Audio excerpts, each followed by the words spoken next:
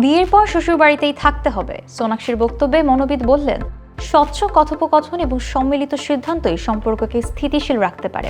বলিউড অভিনেত্রী সোনাক্ষী সিনহা বিয়ের আগে স্বামী জাহির ইকবালকে স্পষ্ট জানিয়েছিলেন, তুমি গেলে যাও, আমি ওদের সঙ্গেই থাকবো। বিয়ের পরও তিনি এই সিদ্ধান্তের প্রতি দৃঢ় ছিলেন এবং স্বামী জাহির ইকবালের পরিবারের সঙ্গে রয়েছেন। পার্থক্য হলো এটি কোনো ম্যানিপুলেশন ছিল না, বরং স্বেচ্ছা ও সম্মিলিত সিদ্ধান্তের ফল। মনোবিদ আত্রেয়ী ভট্টাচার্য বলেন, বিয়ের পর মেয়েদের শ্বশুরবাড়িতে থাকা বা না থাকার বিষয়ে সরাসরি এবং স্পষ্ট কথোপকথন অপরিহার্য।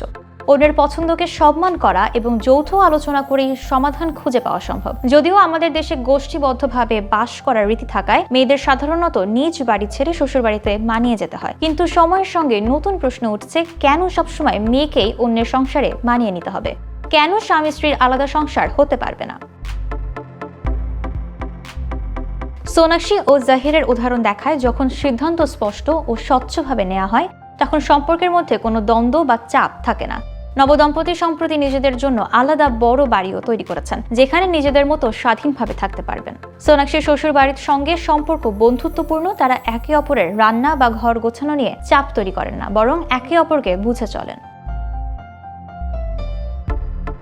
মনোবিদ আত্রেয়ী আরও বলেন, সিদ্ধান্ত যাই হোক, স্বচ্ছতা থাকা জরুরি। যে কারণে কেউ শ্বশুরবাড়িতে থাকতে চাইছেন না, তার প্রতি আস্থা রাখা এবং নিজের প্রয়োজন বোঝা গুরুত্বপূর্ণ। আলাদা থাকার পছন্দের পেছনে থাকতে পারে ব্যক্তিগত সময় কাটানো, স্বাধীনতা এবং সংসার পরিচালনার নিয়ন্ত্রণ। সঠিক আলোচনার মাধ্যমে নবদম্পতি সম্পর্ককে আরও দৃঢ় ও সমন্বিত রাখতে পারেন। সোনাক্ষী এবং জাহিরের গল্প প্রমাণ করে, স্বচ্ছ আলোচনা এবং সম্মিলিত সিদ্ধান্তই বিবাহিত জীবনের সফলতার মূল চাবিকাঠি।